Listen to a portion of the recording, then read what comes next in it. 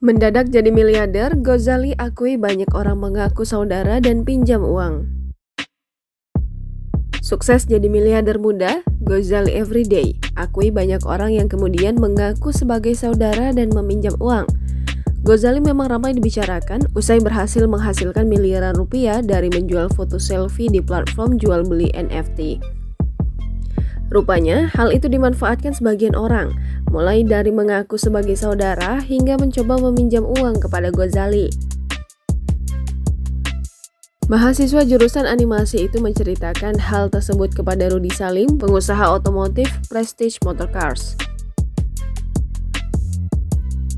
Rudy kemudian kembali bertanya apakah uang tersebut dikembalikan atau tidak. Tapi ternyata uang yang awalnya disebut meminjam tak kunjung dikembalikan.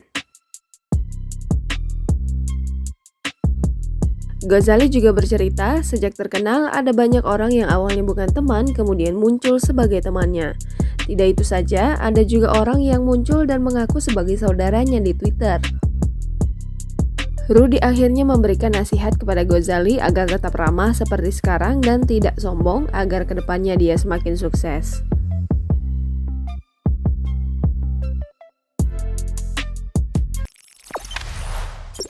Jangan lupa subscribe, share, komen, dan like ya.